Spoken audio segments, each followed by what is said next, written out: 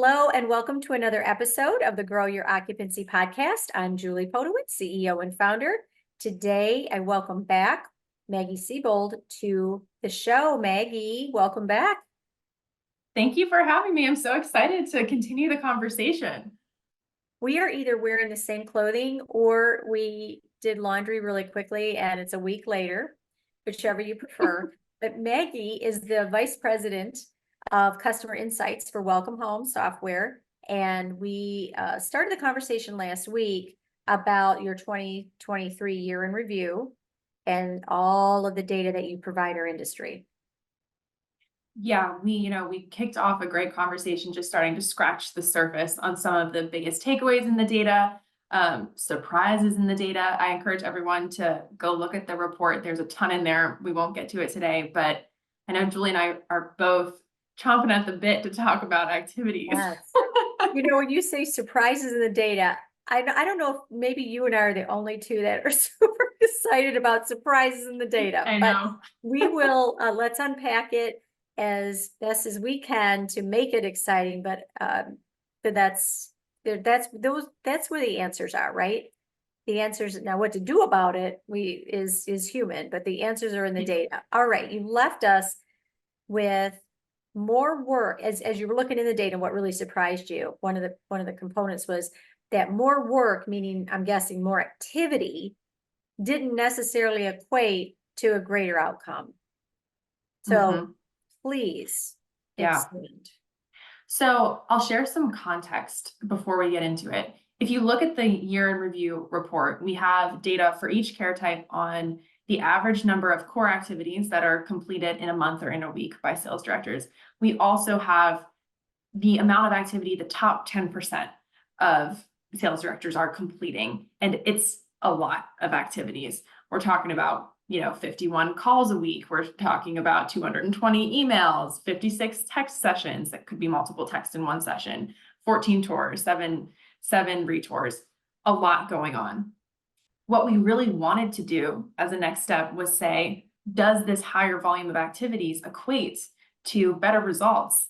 And we didn't end up publishing that data because the more we explored it, the more the answer was unclear. And this is one area where, I love benchmark data. I think benchmark data is fantastic. It really does come down to your community context, to your team, what is actually going to make sense to you in a lot of cases from a benchmarking standpoint. And this is one of those areas. When we think about calls as an example, do you want your sales directors doing more calls in a week or fewer, longer, more impactful calls that have very valuable discovery that enable you to plan effectively for a tour and then follow up with the appropriate influencers in the process? If I'm that sales leader, I'm choosing option 2. And oftentimes you see with sales directors who are top performers and who do have sustained conversions over time, they're doing less, but they're doing it more effectively.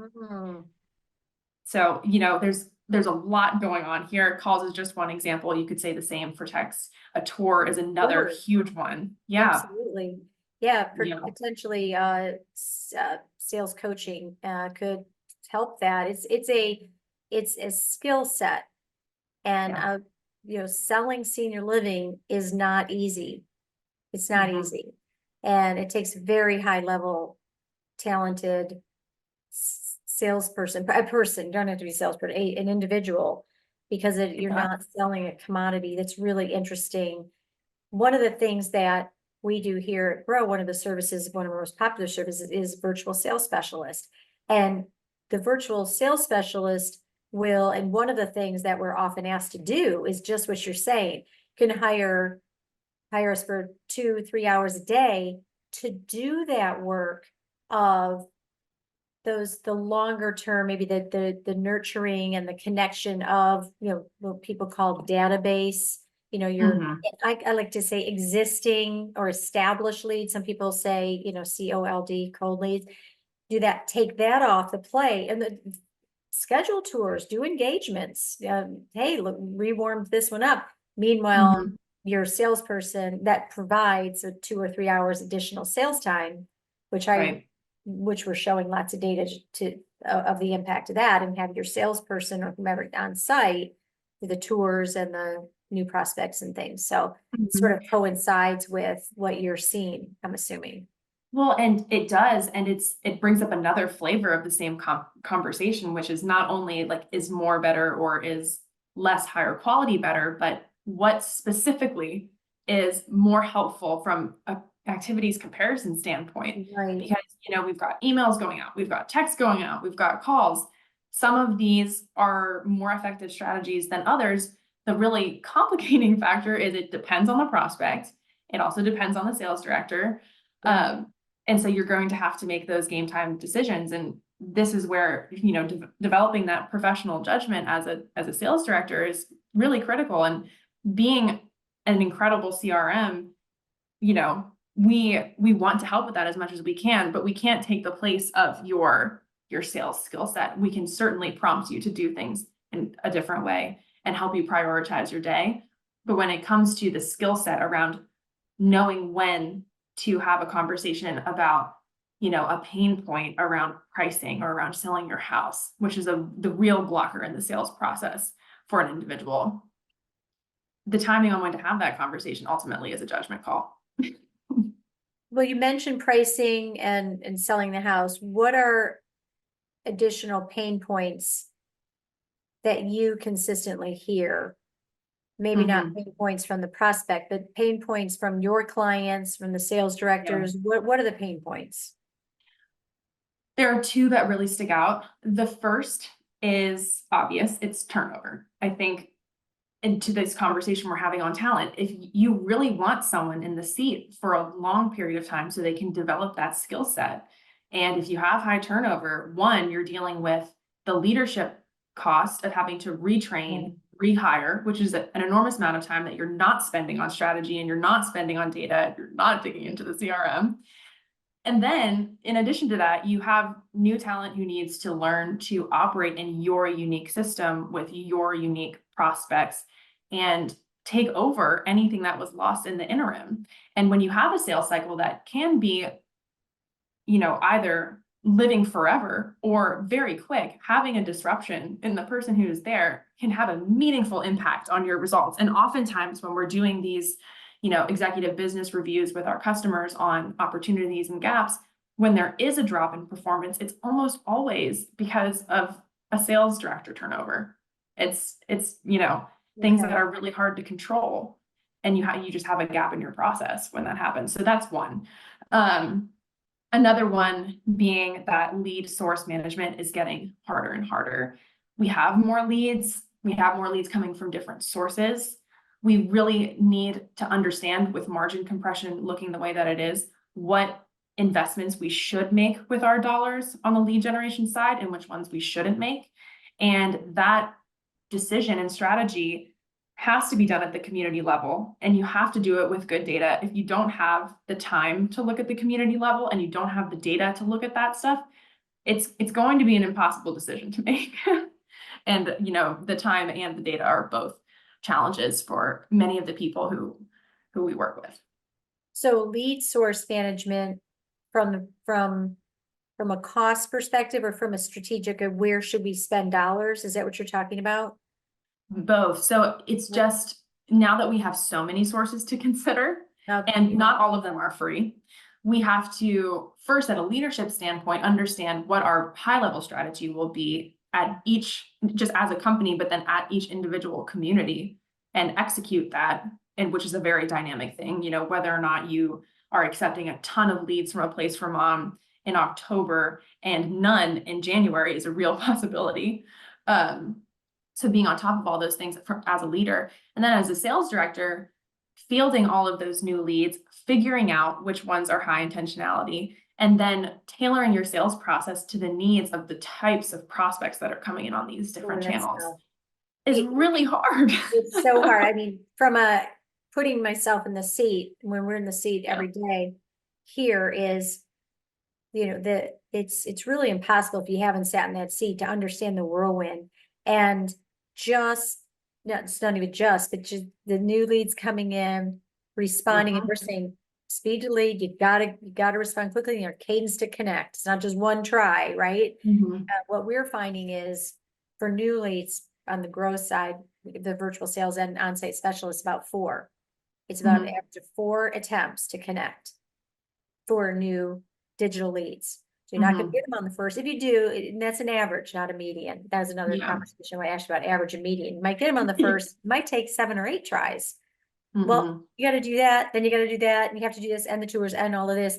And now you're saying, oh, and you have to kind of analyze and assess based on where the lead's coming from to how to prioritize it. I'm not jesting. I think that's very keen Mhm. observation. It's But it's a it's not, lot. it's a lot. It's right, Yeah. but it needs to be said because I agree with, Mhm. they just, it's so challenging to stop for 5 seconds, to just think a minute, right? To Mhm. we got to respond quickly, of course. But and every human is of the same value in the sense of human being. But as far Mhm. as like prioritizing, and then the Mhm. data, so then you've got somebody looking over your shoulder and saying, wait, your speed lead is, or your connect isn't right. Well, but look at my conversion metrics and look at my Mhm. results. As I Mhm. would guess, kind of going back to that top 10%, that they might not necessarily, or more activity doesn't yield you a top 10%. It's higher conversion metrics that yield you Mhm. the top 10%. Well, and there's just so much to unpack in what you just said. But even if you think about, you know, a lead that's coming to you from an aggregator versus a lead that's coming to you from a doctor, odds are that the lead that's coming to you from an aggregator has also inquired at 10 other locations. You need to fight a little bit harder, faster to win that person because they have a ton of other competition. For someone who has been directly referred to you by a doctor, or their friend lives in the community, they're super high intentionality to move in. It doesn't, they're both people are as deserving of care and nurturing in the sales process, but one of them is not going to be as high pressure to speak to that day, that moment, than the other. And those momentary judgment decisions, when you're in a whirlwind like you're describing, it's very hard to pull up to that higher level and make No, strategic choices. I mean, I feel this oh, in my own job, and it's honestly the sure. benefit of a smart CRM that can prompt you, and of sales training that can come over the top and just say pause, or here's an idea. So you don't have to come up with it yourself in the middle of all of that. Right. Yeah. And on the flip side, it's like, well, if this one has a higher, much, much, much higher conversion rate, the referred prospect,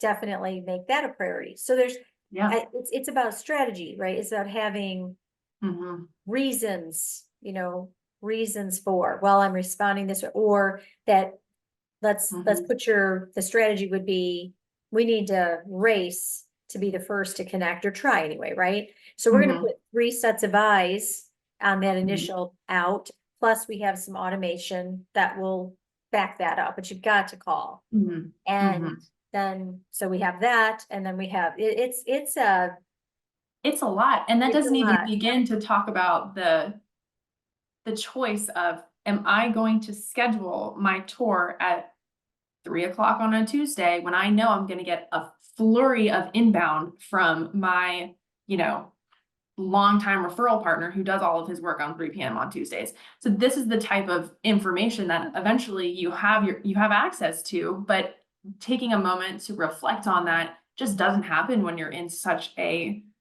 you know, first of all, an isolated role. Often a sales director is doing all this work by themselves. But then in addition to that, plugging into everybody else's process just because there's a lot Yeah, going on. So am I going to stay in my office? Am I going to go get lunch with my referral partner? That's a decision that, sales directors make every week. And they could miss leads as they come in and lose them because sure. speed to lead. And then say, well, have a backup team, and well, that's great, and we need to, you have to, but Yeah. they're all doing 10 things too. Yeah, they're on tours. Yeah, or they're working with residents, or they've got families, or they're passing meds. Yeah. It's real quick. I want to go back to turnover, Mhm. or retention of talent, or turnover. I agree. Well, we've done a couple of studies, and what is the cost, and using Mhm. an average rent of about 5,000 a month. is about $1.3 million of, but lost revenue for an average gap or median gap in time. And then Mhm. you do that once a year, you could be once a year, even more frequently. Yeah. It is, and because it's difficult, selling senior living is difficult and challenging.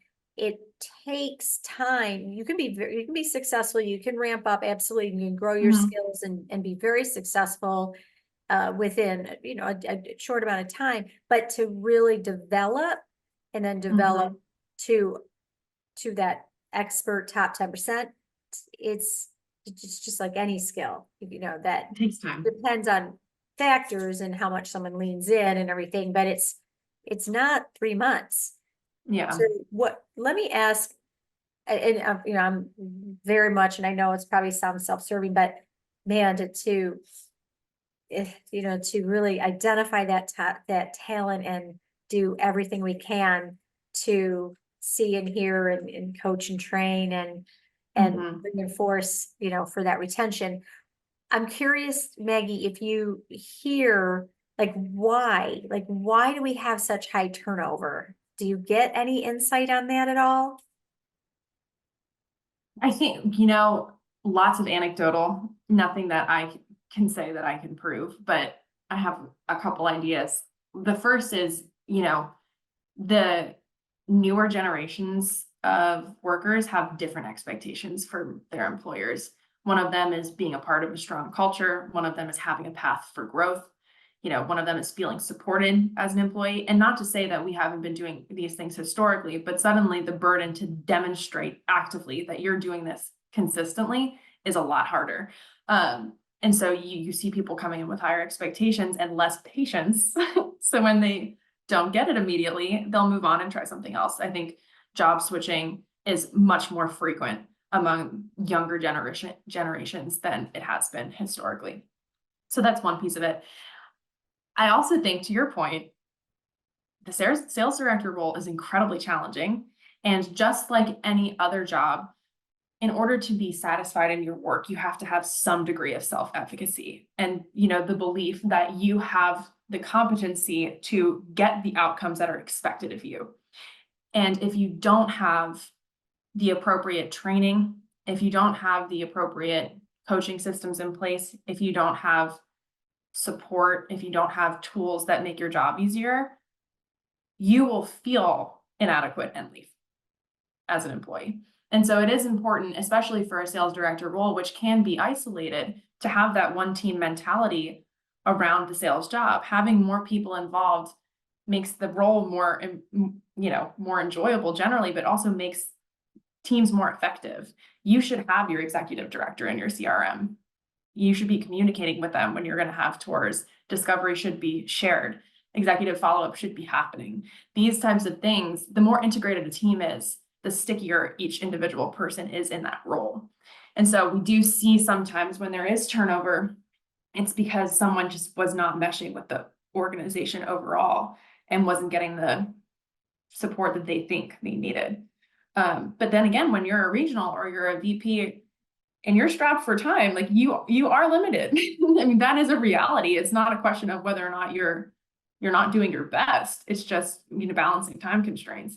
Everyone is, again, that whirlwind. Yeah. Is reading a book called The Sales Machine, and I'll link down the author.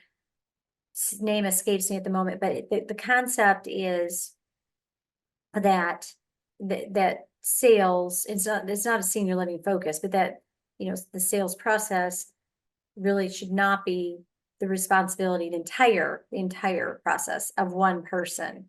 And Mhm. no matter what it is that's being sold, and to tailor, we don't have, and I understand we don't have the luxury of hiring. Typically what we'll do is we'll hire another person and expect them to Yeah. do that whole thing. And I would propose really thinking at it a little differently and saying, well, what were the highest impact activity for our sales director, our most Mhm. talented, when I say talented, I would say that, yeah, the most talented, that the most skilled, the most highly skilled sales driver should be doing what? What should they be doing? And see what, just maybe ask yourself, maybe you don't have the answer, like, okay, how can these other components be parceled out? In what way? Or if we could parcel one out, what could we do?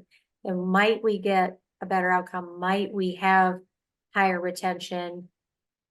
Because it is just like with sale, an executive director conversation all the time, it's way too much for one person, way too much.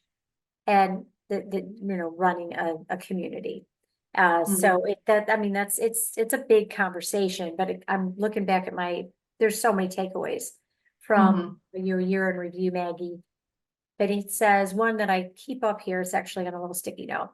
Operators will continue to grapple with tailoring the sales living offering and sales process to meet the needs and wants of today's senior living prospect.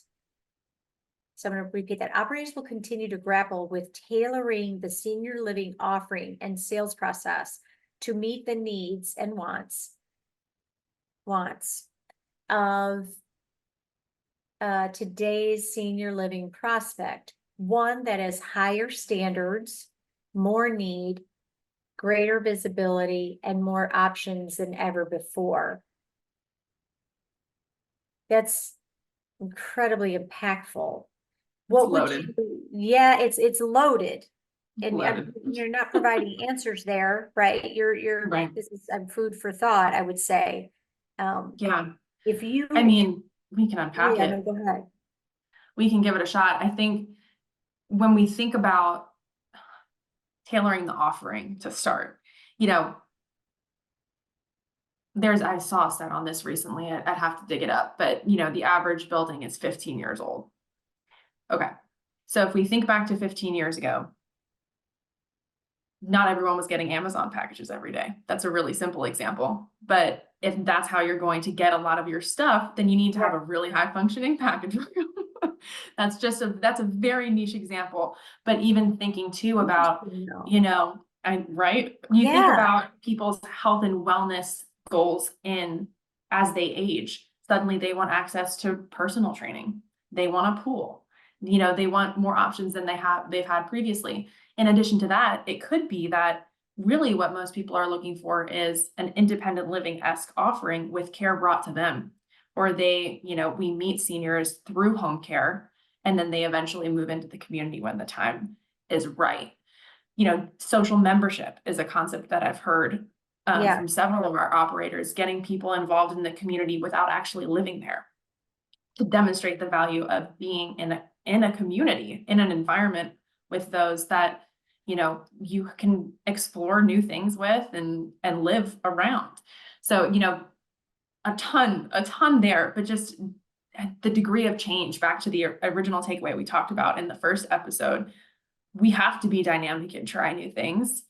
They might not all work, and that's really scary. And I know that personally, as I try and figure this out with AI too. We have to try new things. I just listed a few, but is that we can focus in on a different part of that sentence. I know it's a packed one. No, I just want to go back to your example of the Amazon packages.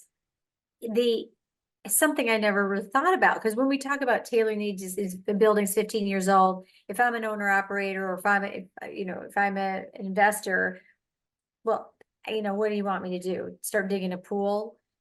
Well, no, but think about what are the lives, how is life differently now? And I think the Amazon packages delivery daily or almost daily is a great example. Is it a room? Is it a concierge? I mean, now we're waiting heavily on the concierge, the front desk, doing packages, moving around, the phone's ringing, they'll miss a call. Maybe that was a sale. We don't want to miss any calls. We're talking about this sleep thing. It goes to voicemail. Is there enough voicemail? Did we get it? I mean, it's all intertwined. And it's so important to ask, ask what is, we can look at data and look at, okay, well, the cohort of today, is different in what way or how, and anything, but you've got to ask. And I do still think we're afraid Maggie, because we in sales are first, contact typically, right? Mhm. And we don't ask enough questions. We're needing, and we get pressure, and this we've got pressure, and you move, and you, like you said before, we need to analyze who's gonna move in now. And we should be asking, well, definitely more questions regardless, but what do our customers want? What do they Yeah, want? And, when yeah. they don't move in, has a relationship been built enough that they might be able to tell us respectfully, because no one wants to hurt anyone's feelings? I mean, Mhm. there's a ton to Yeah. unpack. The second part of this is the offerings and the sales process. So tailoring the sales process to meet the needs and wants of today's senior living. I'm going to Mhm. ask you, you have a magic wand. How are you tailoring it? Yeah. So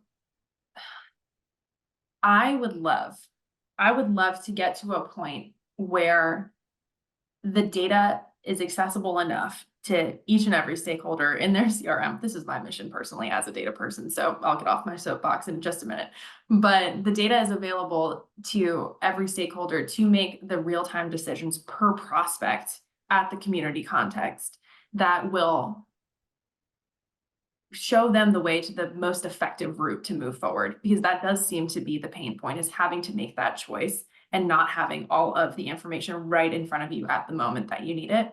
And we're working very hard to make that a reality. I think what it comes down to is to the conversation we were having earlier, understanding earlier in the process, what does this person need to make a good decision? To your point, understanding really what it is that they're looking for, what do they want, through good discovery, and showing them the matchup that we have to that in a more effective way. I think we are running at all leads right now with all of our energy, and it is super well intentioned and not always super efficient. So for me, it is finding the tools to unlock that efficiency. And I know that's not a very specific answer, but we could get into some examples, but even just what we were talking about earlier, when you're thinking of someone who's looking at 15 communities versus just one, True enough. what's the suggested next step there? Mhm. What's the next step?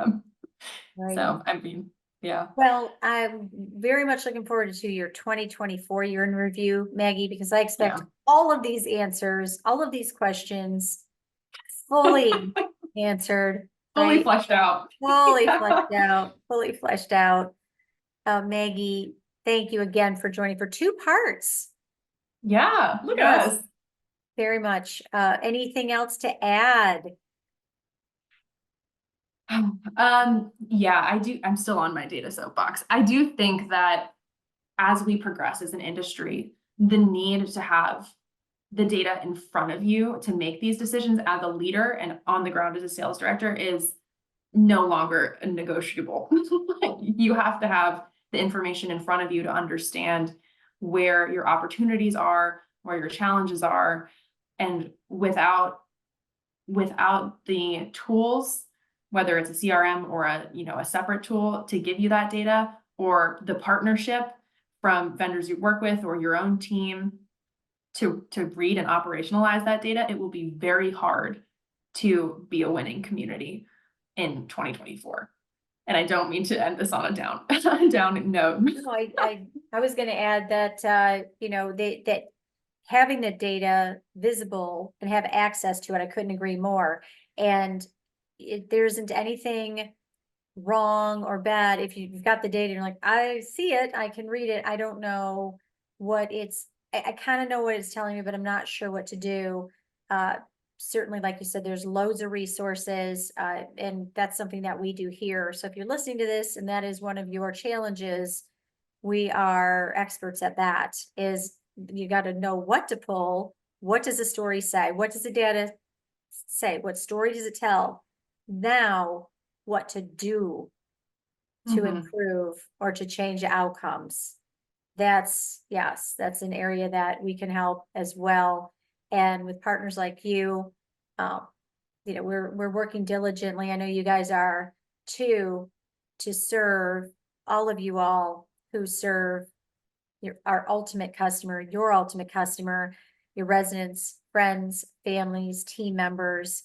And my admiration, is understated, I think, for everything that everyone in this business does to serve, like I said, ultimately our residents, friends, family, and, team members who serve them. So on this Valentine's Day, Maggie, you're the best. And I, So cute. yes, I appreciate it. I am very eager for next year, but I look forward to seeing you before that, hopefully at a conference soon. For all of you, listen, thank you very much. Stay to the end, like, subscribe, rate if you like it. That really helps as well. Other people find us and other people that will benefit or enjoy the content is very, very much appreciated. I'm Julie Podewitz, Grow Your Occupancy. Thank you very much. We'll see you on the next podcast.